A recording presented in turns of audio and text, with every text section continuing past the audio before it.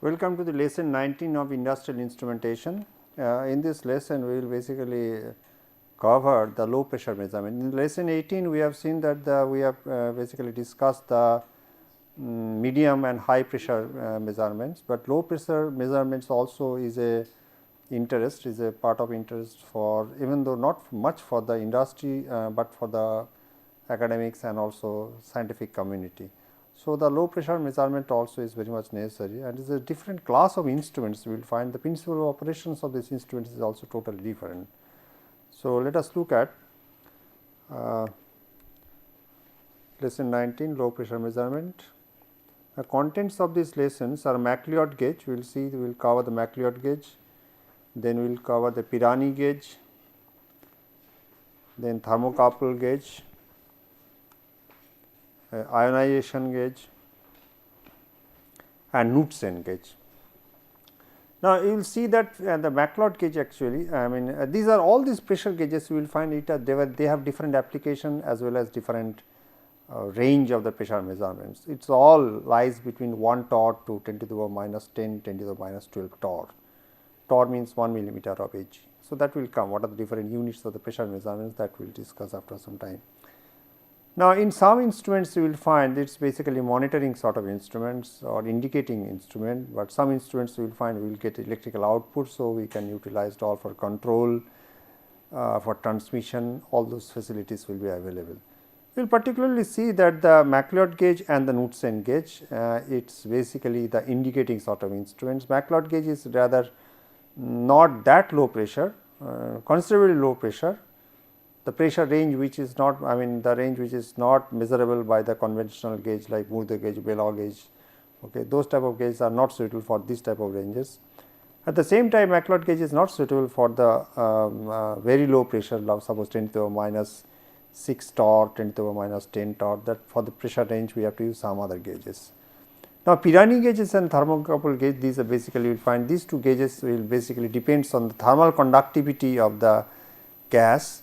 So, depending on that, so in both the cases, one case we will use a heated filament, in another case we will use a thermocouple to measure that temperature, right.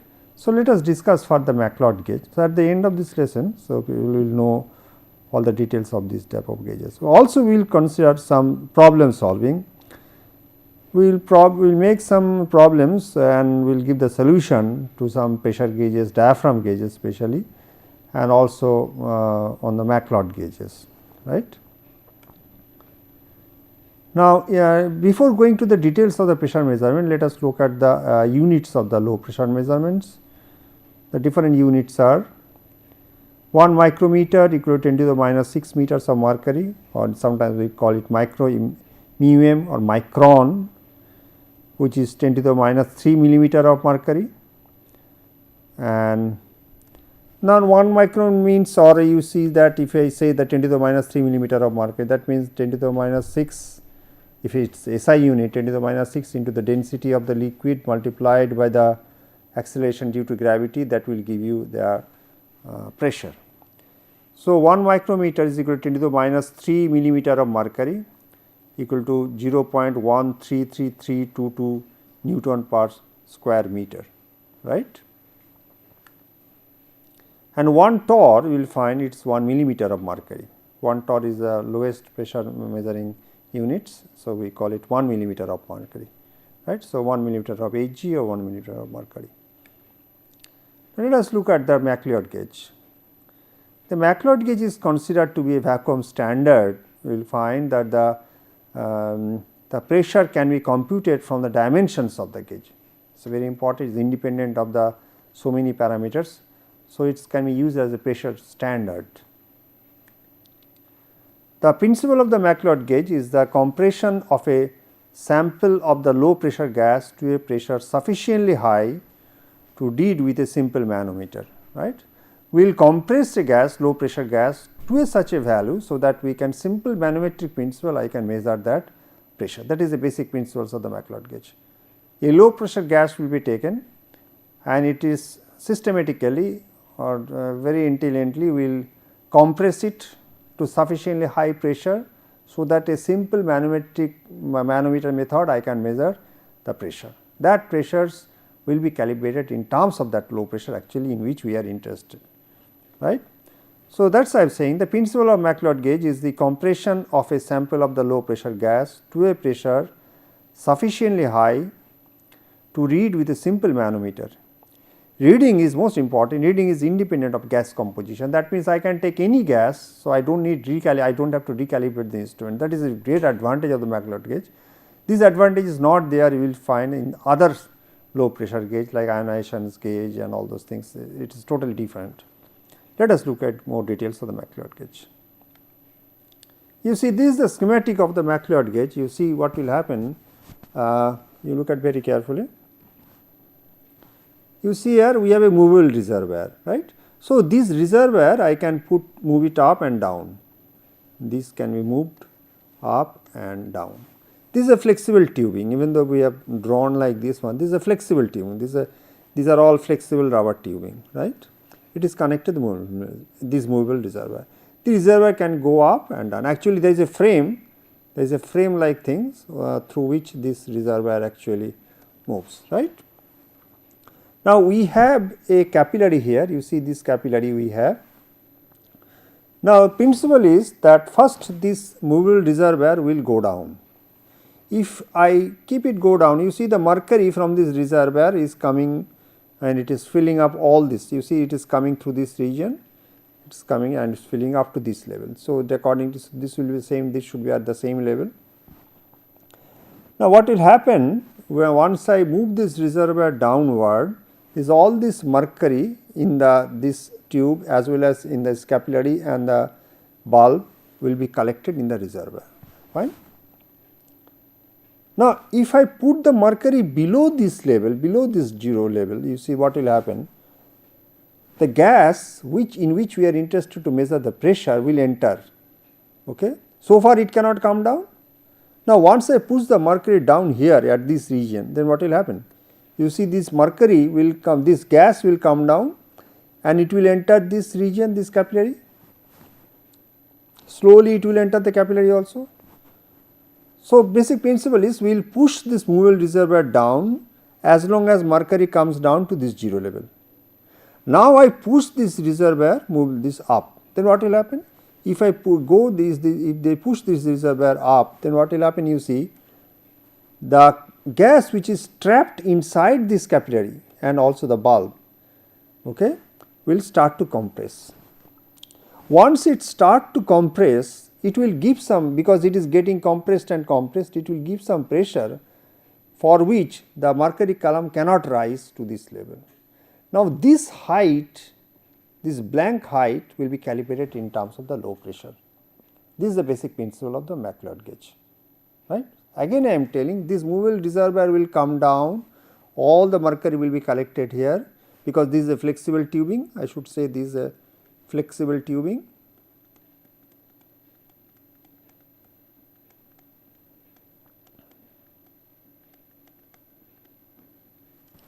Right. So, it will come down, all the mercury will be collected in the reservoir, the gas will be trapped here, it will come down this position, then it will come down, gas will come through this region, it will enter here, then it will go up. Now, I will slowly move this reservoir up, then what will happen? Simply the trapped gas will be getting compressed and compressed, mercury column is going up, as I move the reservoir up, this mercury column also will go up.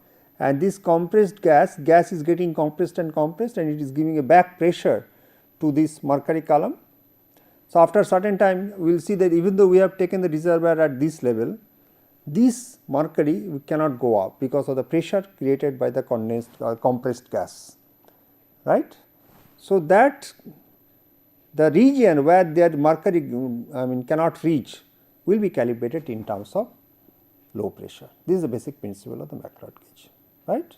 So, this will be elaborately we will speak in the next slides. The movable reservoir is lowered until the mercury column drops below the opening 0 or O, whatever you say.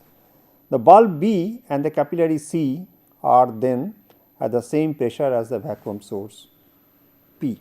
Now, one thing is important, you see this bulb B is purposefully made quite large compared to the capillary. We will see the mathematical relation why it is made large, right. So, this is made quite large compared to the volume of the capillary. This is the volume of the total capillary. So, height multiplied by the area of cross sections of the capillary, that should be much less compared to the volume of the bulb, right. The movable reservoir is lowered until the mercury column drops below the opening O. The bulb B and the capillary C are then at the same pressure as the vacuum source P. This is actually the pressure which I want to measure. This is the pressure. This P is the pressure which I want to measure. The reservoir is subsequently raised until the mercury fills the bulb and rises in the capillary to a point where the level in the reference capillary is located at the 0 point. What is that reference capillary? Let us look at again. This is our reference capillary. So, until unless this reservoir is this mercury column in this reference capillary coming to this 0 level, I will move the reservoir up and up, right. Once it comes to this 0 level, I will stop moving the reservoir in the upward direction, right. The reservoir is subsequently raised until the mercury fills the bulb and rises in the capillary to a point where the level in the reference capillary is located at the 0 point, right. Area of the capillary is denoted by area of cross section of the capillary, I should say, denoted by A. So, the volume of the gas in the capillary is Vc into B subscript C, that means capillary, equal to A into Y, where you see this, where Y is the length of the capillary occupied by the gas, right. This is the length of the capillary which is occupied by the gas. What is that? I should go back again. You see, this is the length of the capillary occupied by the gas. Sorry.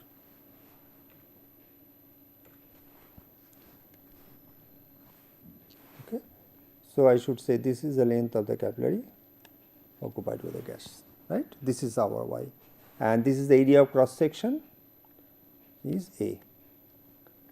This is area of cross section.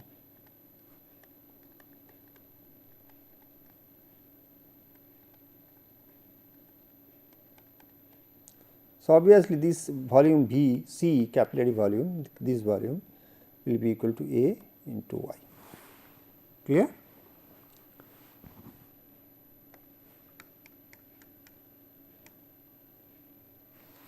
Where Y is the length of the capillary occupied by the gas, right, that is true. Let the volume of the capillary, bulb and the tube down to the opening be V B. So, you see that V B is not only the volume of the capillary, it is volume of the capillary, bulb up to the point 0. I should refer back again. You see the volume of the capillary, that means I am telling the volume of the capillary up to this level. So, this total volume I am telling is V B subscript V, clear.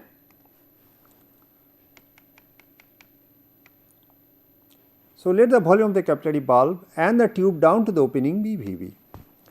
If we assume the isothermal compression of the gas in the capillary, we can write that P C, that means the gas which is compressed, equal to P, actually that which we want to measure, equal to V B capillary, I mean this valve volume divided by the V C, the capillary volume, is equation number 1, right. This actually gas was in pressure P. Okay. Please note, it was in the pressure P. Now, I have compressed to P C, right. So, which is higher compared to P, clear. So, it should be in such a high conditions or such a high value that I can measure by the simple manometer. That is the basic principle of the our McLeod gauge. Now, the pressure is indicated by the now the pressure indicated by the capillary is P C minus P, okay, that compressed pressure minus the pressure actually indicate which I am interested to measure, equal to Y, right. If suppose if it is in, I mean if I divide it by D and G, so obviously I will get that also in Y, that is in height. This is equation number 2, because in obviously it should be divided by D and G, the density and the acceleration due to gravity, to get the expressions of the pressure only in height. where we are expressing the pressure in terms of the height of the mercury column, right. Now, combining 1 and 2, we get P equal to the unknown pressure equal to A y square upon V b minus A y equal to y V c divided by V b minus A y. For most applications, I can say the volume of the capillary is much smaller than the much smaller than the volume of the total volume of the capillary, then valve up to the leveling opening O of the mercury. Actually, in fact, you know that is actually the what will happen. You could not draw it properly. So, this tubing, if you look at the rubber tubing starts from this position. There is a so rubber tubing starts from this position, right. So, entire tubing is flexible. This entire tubing is flexible up to this. This is a separate unit is available. So, on which it is just plugged in like this one, right. This is all about this about the actual schematic of the McLeod gauge, right. P c minus P equal to y, that is we already said. Combining 1 and 2, we will get the expression y V c upon V b minus A y, clear. For most applications, I can take that A y is much less than V b. So, I can write y. Now, it is clear that y I have taken V b much greater than A y purposefully. We are using a bulb, that is reason, there is no need, otherwise without bulb also system will work. We have taken so that I can write the unknown pressure P equal to A y square upon V b. You see A, the area of cross section of the capillary is constant, V b is the area of the bulb, then capillary as up to the opening of the this McLeod gauge, this is also constant. So, P is directly proportional to P square, even though it is not linear instrument. So, E is y square, right. With this approximation, we will introduce obviously some error, because we have approximated by this, right. Commercial McLeod gauges have the capillary calibrated directly in the micrometers, right.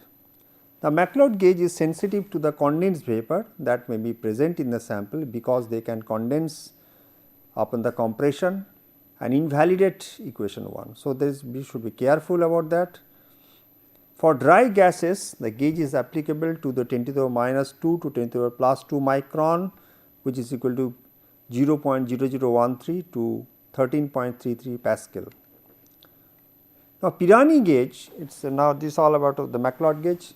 Now, Pirani gauge is basically is based on the thermal conductivity. Basic principle is something like that. A gas, a heated filament will be placed inside a chamber, but there is a heat transfer from that chamber, from that heated surface to the outer surface, colder surface. Colder surface is the glass envelope, which is actually in which actually the those heated filament will be placed. And as the number of molecules decreases, there will be less heat transfer from the heated filament to the cold world or the colder surface. So, the temperature of the heated filament, the filament will rise. So, that temperature, so obviously, if the temperature rises, so the resistance of the heated filament also will rise. So, that if I put that in the Wheatstone bridge, so I will get unbalanced voltage, that unbalanced voltage is calibrated in terms of the low pressure. That is basic principle of the Pirani gauge. It is looks like this, you see at low pressure, the effective thermal conductivity of the gases decreases with pressure. How? That is I said that if the pressure decreases in a vessel, then what will happen? Why I am getting the pressure? Kinetic theory of gases says that I am getting a pressure in the vessel because there is a random motions of the molecules.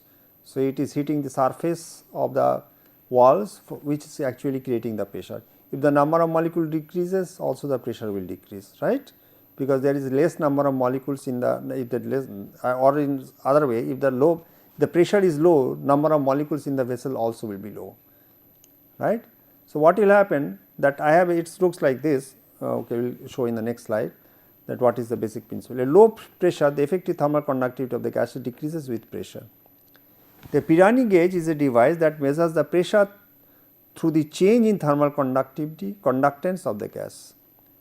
An electrically heated filament is placed inside the vacuum space. So, it will be clear, you see here. Heat loss from the filament is dependent upon the thermal conductivity of the gas and the filament temperature. Lower the pressure, lower the thermal conductivity, because you see that as the pressure decreases, the number of molecules also will decrease, is not it? As the pressure decreases, number of molecules also will decrease, right? And the higher the filament temperature. So, temperature of the filament will rise. Okay? Temperature of the filament if rises, its resistance will rise. So, the bridge unbalanced current also will unbalanced voltage will also increase. So, that unbalanced voltage will be actually will measure, right. The resistance of the filament is measured by a bridge circuit, right. Now, you see this is schematic of a Pirani gauge, it is not actual, it is a Pirani gauge. You see what will happen here. I have a fitted filament, so I have a number of molecules here, is not it? It will be very clear from this diagram. Molecules are here. So, what will happen? You see this connected to the vacuum space, where in which I am interested to measure the pressure. So, the filament, this molecule will hit this, okay, this you will come in contact with this heated filament, and you will take away due to random motion it will go, and this surface is cold surface compared to the heated filament. So, this heat will be taken away in this direction, is not it. So, as the number of molecules decreases, as the pressure decreases, the number of molecules also decrease. So, there is a less chance of taking the heat away from the heated surface to the colder surface. So, what will happen at the pressure decreases, the temperature of this heated filament will rise. If the temperature of the heated filament rises, then what will happen? Its resistance also will increase. Now, if I put in a bridge, if I measure this change of resistance by some in one way or by some means or the other, I will get some change of resistance.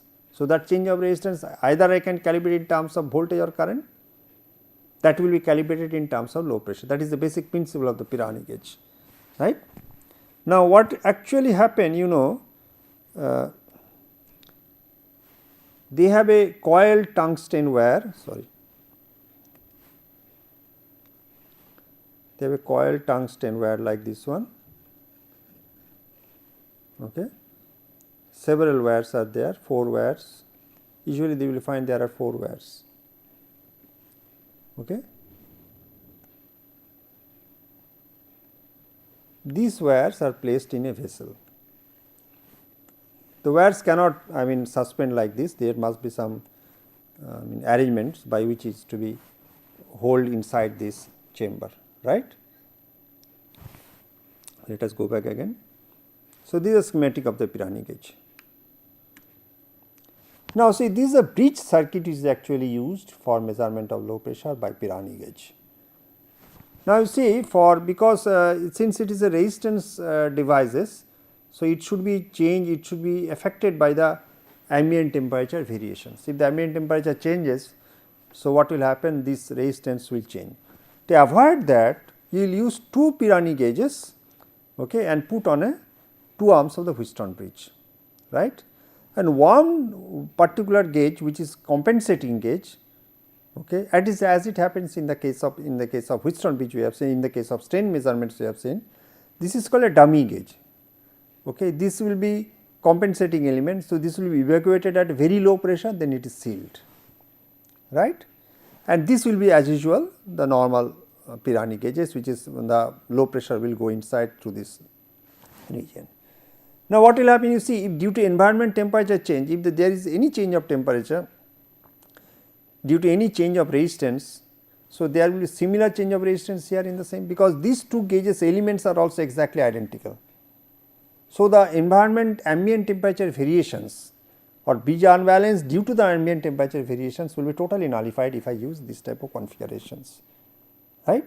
So, this is called the compensating element, okay, or dummy gauge, dummy Pirani gauge. You see this is evacuated and sealed. Now, there is a balance spot. I will explain what is what is the function of this balance spot. Initially, we need it, because once you put this gauge and this is also at a low pressure. So, we will see, we will balance these bridges, that means, you will make the resistance in the 2 arms exactly equal, then I will make it null.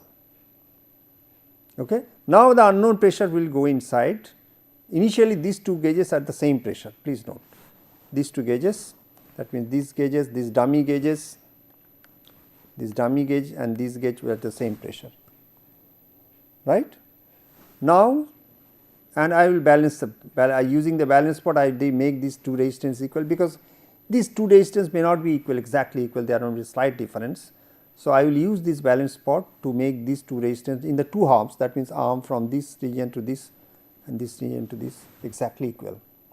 If it is equal, then what will happen? So, it will be totally balanced, right. Now, the unknown pressure will be go inside. So, I will get a bridge unbalance, that bridge unbalance will be calibrated in terms of the low pressure. That is basic principle of the Pirani gauge, right. Now, the resistance element is in the form of a 4 coil tungsten or platinum wires, as I have shown, right. The cold surface is a glass tube, the outer surface of the glass is a cold surface. Okay. Two identical tubes generally are connected in the bridge circuit to avoid the change in bridge output due to change in ambient temperature. One of the tubes is evacuated to a very low pressure and then sealed off, while the other has the gas admitted to it.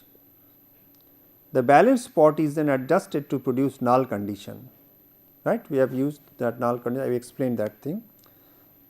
To balance the bridge initially, the pressure in the measuring element is made very small and the balance pot set for 0 output. Generally, the bridge is used as a deflection rather than a null devices. Okay. Any change in pressure will cause a bridge unbalance. So, this unbalance will calibrate in terms of, you see, this is the bridge unbalance current in microampere of a Pirani gauge by a pressure. Now, see, after some time, as the pressure increases, there is saturations of the bridge unbalance current. There is a definite reason why it is coming saturation. This is the current in microampere, 100, 200 microampere, right. So, as a low pressure, it is quite good response, I am quite change I am getting, but at high pressure, when the pressure is coming beyond 1 torr, so it is getting a saturation. There is no change, and in fact, if the pressure increase further, there is no change in the bridge unbalance current, right. The calibration, you see, the gauge must be calibrated against some standard. It is not suitable for pressure below 1 micron. The upper limit is 1 torr, 133 Pascal, giving an overall range from 0.1 to 100 Pascal. For higher pressures, the thermal conductance changes very little with the pressure. Okay, thermal conductance changes very little with the pressure. It must be noted that the heat loss from the filament is also a function of the conduction losses to the filament supports and radiation losses to the surroundings, right. The lower limit of the low pressure measurement by Pirani gauge is the point where these effects overshadow the conduction into the gas, right. Now, Pirani gauge, one of the greatest drawback, it has a large time constant. It is not the measurement is immediate. So, that is one of the greatest drawback of the Pirani gauge, right. The establishment of the thermal equilibrium may need several minutes, because it takes a thermal systems, it may take several minutes before it settles down. Now, this thermocouple gauges will find its response time is quite fast, even though it is slightly different principle, but its response time, since in the if you compare with the Pirani gauge, is much less in the case of thermocouple gauge. The basic principle is like this, you see, it is also based on the thermal conductivity. What is that? I am saying that there is a gas molecules are there. Okay. So, these gas molecules will try to take away, this is a heated filament. So, we are with some battery, we are heating this filament, this is a heated filament. Okay, this is our heated filament, heated plate, I should say. Okay. So, principle is same, instead of coil I am using a heated plate. So, this will be heated. So, as the temperature as the pressure falls, there is a less chance of the molecules to take away heat to the colder surface here. This is a cold surface glass tube. So, the temperature of this with the same current, the same battery voltage, what will happen, the temperature of this heated plate will increase. There is one thermocouple welded here. Okay. So, that will measure the fall or rise of temperature, okay, of this heated filament, because if the temperature rises, what will happen, if the pressure increases, then what will happen, that temperature actually the filament will fall, filament current will fall if the pressure increases, is not it? Why you see? Because there is more chance of the heat to be taken away. So, that is reasons the pressure will fall, the current will fall or voltage will fall, right.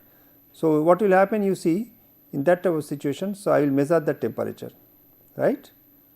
I will measure the temperature, and this temperature is, or in say this millivolt is calibrated in terms of the low pressure. That is the basic principle of the thermocouple. This also basically depends on thermal conductivity. That means, as the pressure increases, the current will decrease or voltage will decrease, because it will have a less temperature rise if the pressure increases, right. So, it looks like this, the response curve will be look like this one. Okay. So, like this one, as the pressure increases in torr, okay, the current or voltage, okay, of this thermocouple voltage will fall, right. So, as the pressure decreases, what will happen? So, less number of molecules try to hit this one, so its temperature will rise. So, this filament temperature, this heated plate temperature will rise. So, that, so you see here, so as the pressure decreases, okay, here you see that temperature will, the output voltage will rise. So, that is measured by the thermocouple. You see, hot surface is a thin metal strip. I am still discussing about the thermocouple gauge. Its temperature may be varied by varying the heating current. For a given heating current and gas, the temperature assumed by the hot surface depends on pressure, obviously. This temperature is measured by the thermocouple welded to the hot surface, right. Gauge is not independent of ambient temperature change, because there is no such bridge arrangement or something like that. So, that the advantage what we have using a dummy gauges or compensating gauges in Pirani gauge, in Pirani measuring systems, that is not there, absent in particular the thermocouple gauge, right. So, range is typically 10 to the minus 4 to 10 to 1 torr. Range is also, I should say, is not that good. That good means it cannot measure that low pressure, right. Now, third pressure gauge I should discuss is ionization gauge. Ionization gauge is the one of the gauge which can go to extreme low pressures. Okay, this is the lowest pressure measuring devices. It is the basic principle is that it will try to ionize some gases, and that ion current, that ion will be collected by some plate, and that current will be measured. Now, let us look at this ionization gauge. You see, this is the chamber in which we put the gas in which we are interested to measure the pressure. We have a cathode, we have a grid, and we have a plate. Now, you see there is always some electron will lie here, right. So, this electron will be collected by this plate, is not it. So, electron will emit here, it will collected by the plate. There is no doubt about that, fine, because there is number of electrons will be large here. Now, if I put some gas inside, what will happen? If I put some gas inside, while this electron by this high voltage, you see this 400 volt, will try to will accelerate from this to this position, it will knock out some of the electrons of the outermost shell of the gas molecule. So, that gas will be ionized. If that gas is ionized, then what will happen? You see, this, since this is a, you see this is the connected to negative terminal of the battery. So, ion will be connected by this grid or ion collector. We gave it the name grid or ion collector, will be collected by this grid. So, I will get a ion current. At the same time, what will happen? You see, when this knockout electron will be collected by this plate. So, there is an increase of current in the electron current. Previously, suppose there is no gas inside, there is no gas inside, then what will happen? I will get a simple current, suppose a total vacuum, then what will happen? I will get a simple, and the current which is due to this electron which is continuously emitted from this cathode, okay, it is collected by this plate. Now, the gas is ionized. Gas is ionized means we have electron as well as ion, ion will be collected by the ion collectors and electron will be again collected by this one. But the change of electron due to the ionized gas, okay, due to the change of electron current due to the ionized gas will be very, very small compared to the current which is I am getting by II. What does it mean? Suppose previously I am getting some current here due to these electrons are coming down here, I am getting some current I, which is usually in milliampere range. Now, how many ions will be, how many gas molecules will be ionized? Very small, is not it? Suppose very few, suppose if I say that 10 molecules are ionized, then what will happen? What will be change of the electron current for that? Nothing, negligible, is not it? But I will get a ion current. This ion current, even though small, will be measured by some microammeter. So, I can say that this electron, that pressure, okay, low pressure will be, can be measured if I measure this II, because increase of the electron current will be negligible for the ionized gas, is not it?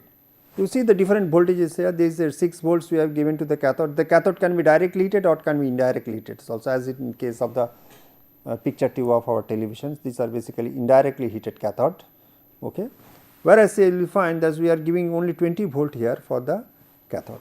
We have given 400 volt because the electron is to be accelerated through this region, so that it moves very fast with high energy and heat the gas molecules to ionize it.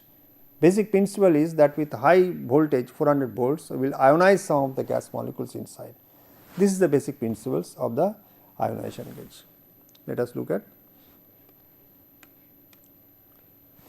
In ionization gauge, a stream of electrons are emitted from the cathode. Some of these electrons strike gas molecules and knock out secondary electrons, leaving the molecules as positive ions, as I said.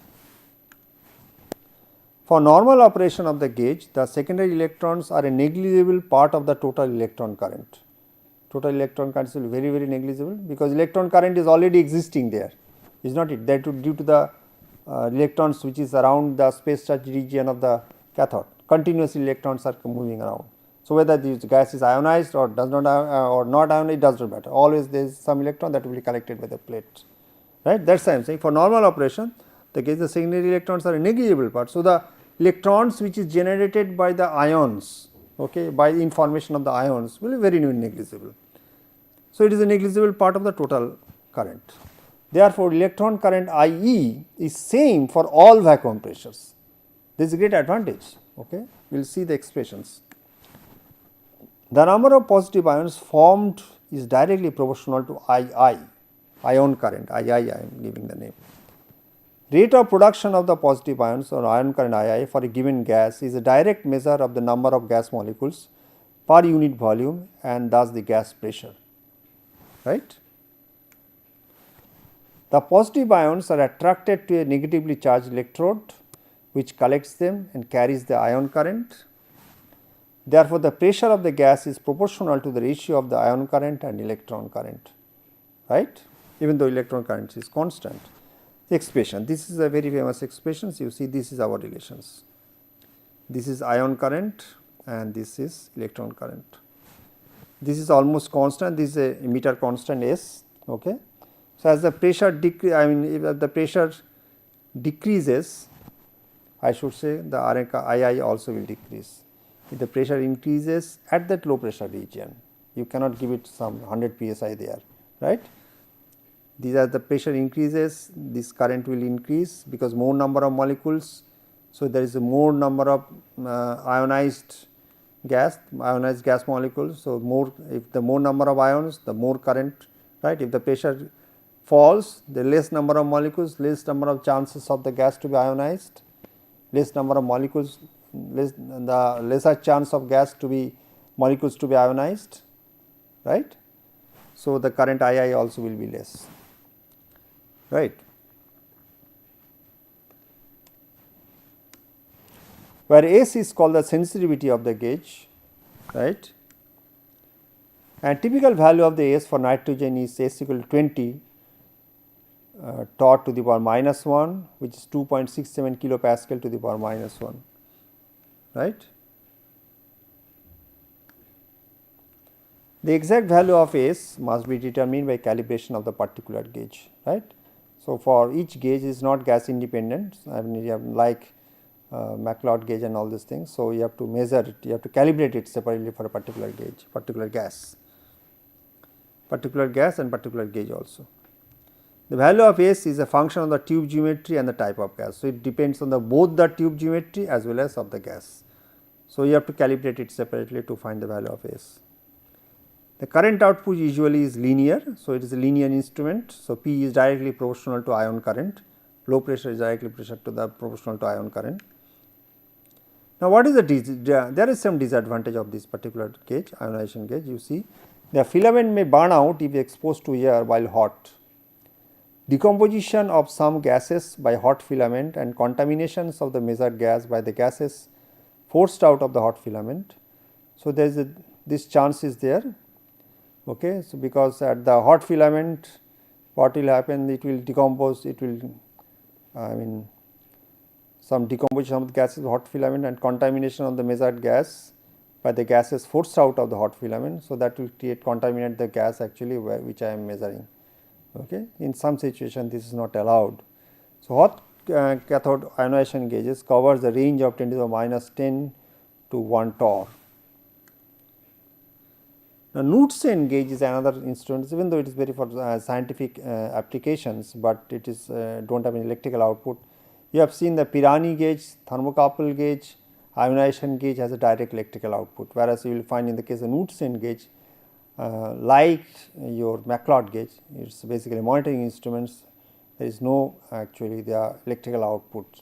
Okay. Knudsen gauge you will find it is rather difficult, I mean you will find there is a, in the case of McLeod gauge I am getting a manometric reading, whereas in the case of Knudsen gauge a spot of light is moving on a scale which is calibrated in terms of low pressure. Let us look at Knudsen gauge. It is relatively, that is another advantage which is not there in the other gauge like Pirani and the ionization. It is relatively insensitive to gas composition and thus gives promise to the development into standard for pressure too low for McLeod gauge. McLeod gauge is not, as I discussed, even though we are using as a pressure standard, dimension pressures can be expressed in the dimension of the gauge, but it is not suitable for the pressure below 1 torr. So, in that type of situation this Knudsen gauge can be used as a pressure standard. You see these are the diagrams of the Knudsen gauge. We have you see there is a gas chambers here, okay. The gas which we are measuring Pi is inside, going inside. There is two fixed plates, you see this is one fixed plate, you see this is one fixed plate and this is one fixed plate. Okay. In between two fixed plates we have a movable plate, this is our movable plate, right, and mirror is installed here. Okay. A light spot is moving inside this, falling on the mirror and this is getting reflected and coming to this and it is putting on a scale. This scale is calibrated in terms of. Now, what will happen, it is like this one, there is two plates, heated plate is there, two heated plates like this one, and in between these heated plates there is a movable plate, right, movable plate is inside, right, like this one. Now, see what will happen that now the distance between this heated plate and this should be less than the mean free path of the gas molecule. This is the one condition we have in the case of Knudsen gauge, right. Let us look at the fixed plates are heated to absolute temperature Tf, which temperature must be measured, and in the spring restraint movable vane where temperature Tv also must be known. The space between the fixed and the movable plates must be less than the mean free path of the gas whose pressure is being measured. Now, kinetic theory of the gases shows that the gas molecules rebound from the, it is not from, I am sorry, this is from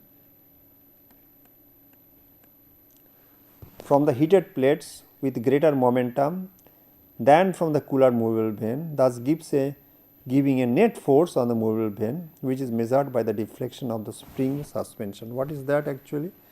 You see that there is a gas molecules inside, is not it? It is everywhere.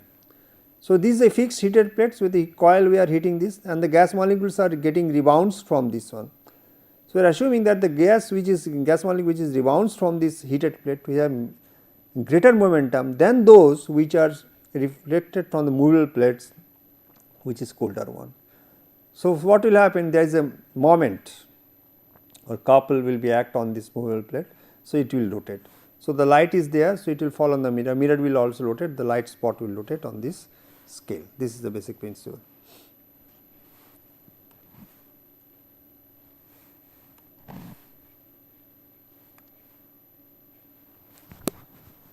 Now, kinetic theory of gas molecules rebound from the heated plates with greater momentum than from the coolest movable vane, thus giving a net force on the movable vane, which is measured by the deflection of the spring suspension. Analysis shows that the force is directly proportional to the pressure for a given Tf and Tb of the form Pi equal to Kf upon under the square root Tf upon Tv minus 1, right, where F is the force and K is a constant. A range of the Knudsen gauge is 10 to the minus 8 to 10 to the minus 2 torr. Okay, this is a typical range. So, you can see that pressure can be measured, low pressure can be measured by this particular type of instrument, right. Now, let us solve a problem on the diaphragm gauge. In the following diagram, 4 strain gauges are placed over a diaphragm. We have seen this already. 4 strain, we have seen this with Rossets, this type of things are there. So, 2 strain gauges to and fro, which will actually sense the axial strain, and 2 strain gauges at the center, which will sense the tangential strain, right. The problem is, for the above arrangement, draw the signal conditioning circuit first of all. Find the sensitivity of the circuit in millivolt per Pascal. Calculate the natural frequency in vacuum. Find the maximum allowable pressure for nonlinearity of 2%. Find the full scale output, right. Data given are that RT, the radius, RT, where is RT? Please note. This RT is just the radius where the of a circle on which these the tangential strain gauges are placed, where RR is the radius of the circle on which these 2 strain gauges, which will sense the radial strain, this will sense the tangential strain, this will sense the radial strain, are installed, right.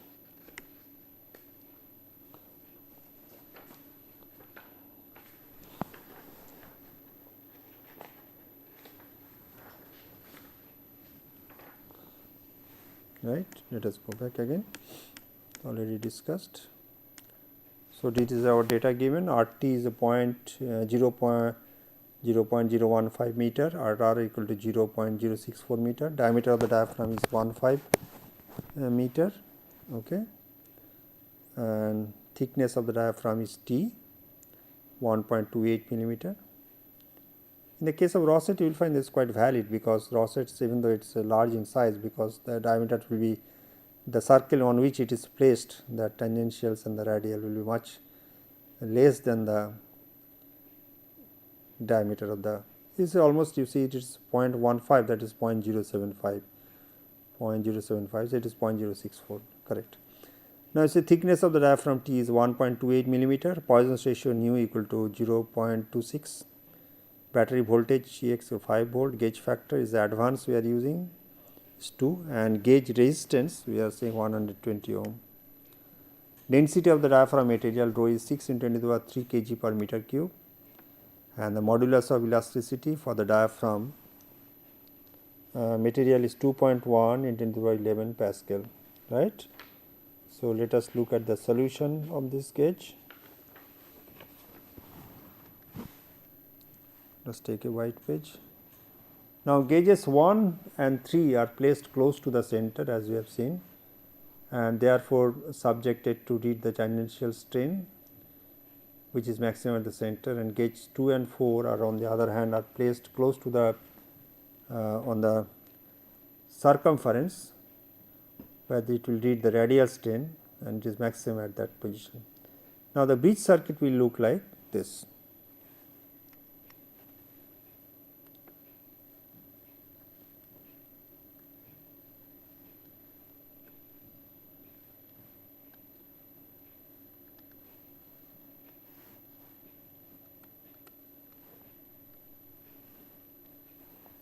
This is gauge 1, this is gauge 2, this is gauge 3, this is gauge 4. The output voltage here.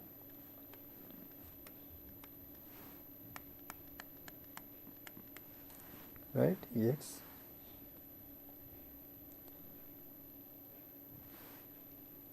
Right, now tangential stress are given by, I take a new page, St equal to 3 P r square nu 8 t square 1 by nu plus 1 minus 3 1 upon nu small r by capital R whole square, like this one, and radial stress will be given by SR equal to 3 P r square 8 t square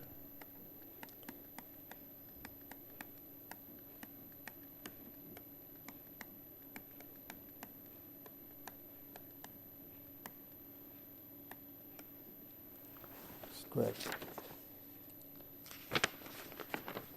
And biaxial stresses, we know that also expressions we know, we will give after some time. Now, let us represent this. We assume the 3 P r square nu by 8 t square equal to, we are writing capital A. Now, this is A and R equal to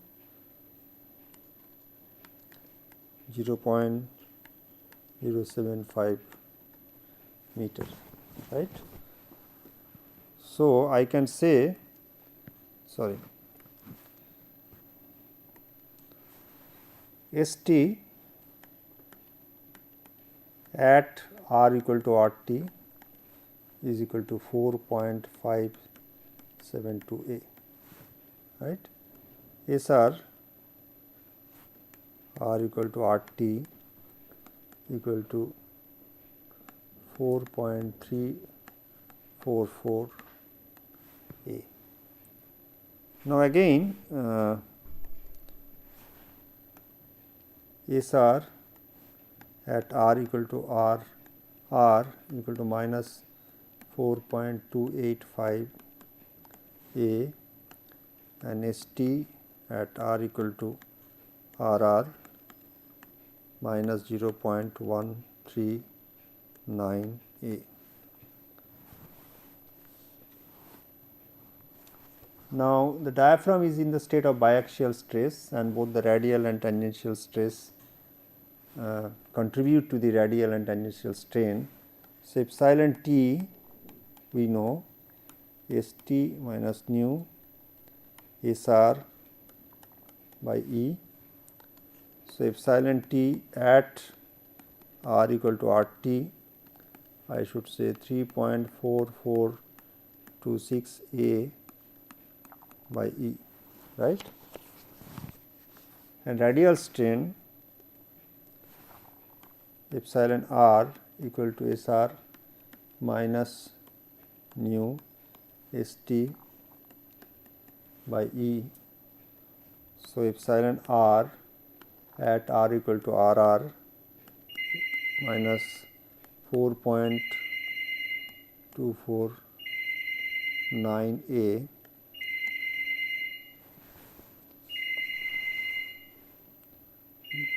by E.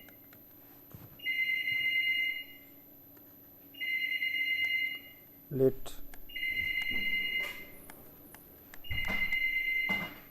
be represented by, suppose this is represented by B, then what will happen, you will know that epsilon T will be given by 3.4426 B and epsilon r equal to minus 4249 B.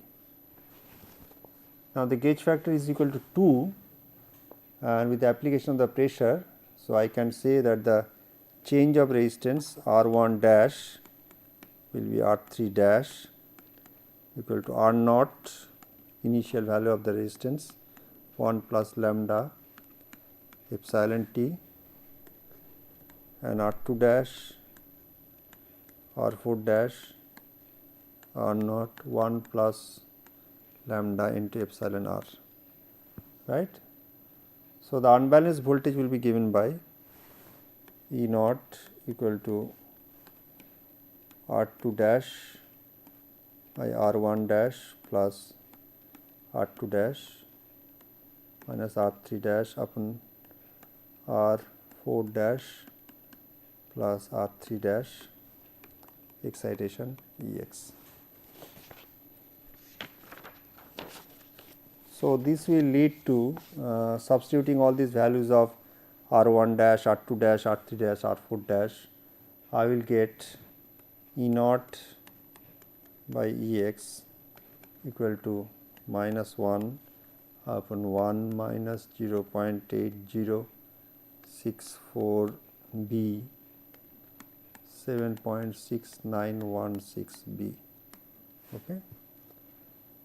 Now, substituting all the values, we get that B equal to, if I substitute all the values of B equal to 1.6 into 10 to the power minus 9 into P, unknown pressure, right. So, I will get E naught by E x equal to E naught by E x equal to, or I should directly write, instead of E naught write is, I can directly write that E naught by P equal to minus 7.6916 into 1.6 10 to the power minus 9 E x upon 1. So, neglecting the term, that means the small value of, it is almost, I should say, almost equal to this. So, sensitivity, I will find sensitivity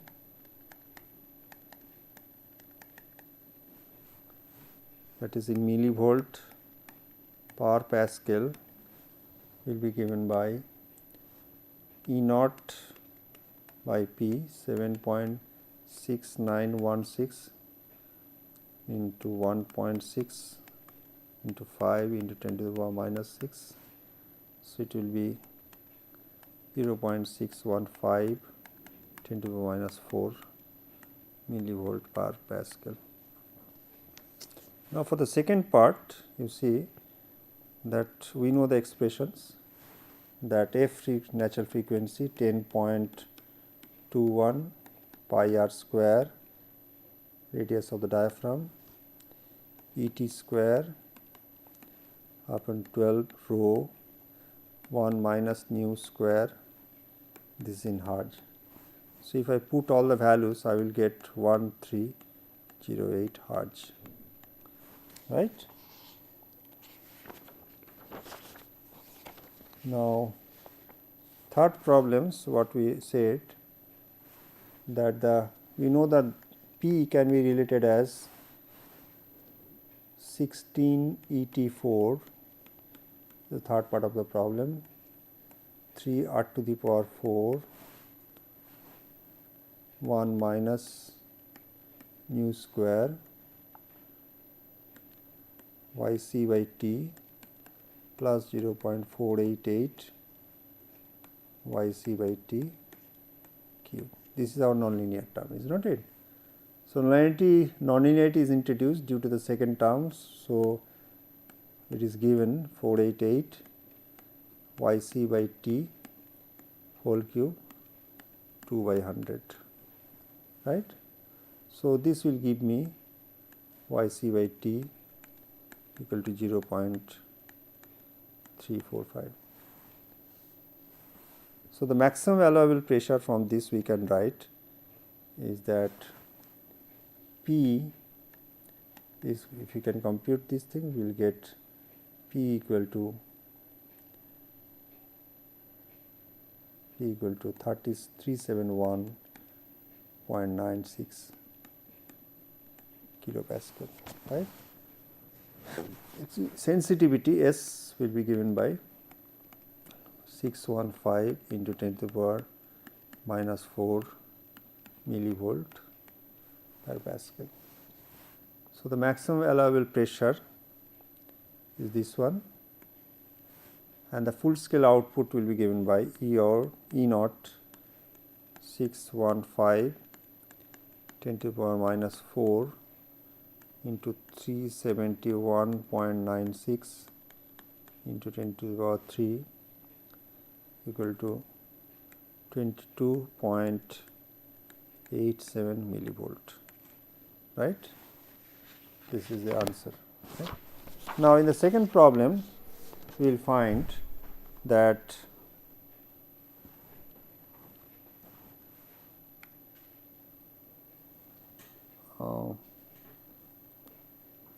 okay, next problem we will solve in our session in the lesson 20. In the lesson 20, we will solve the problem of the McLeod gauge. This ends the lesson 19 of industrial instrumentation.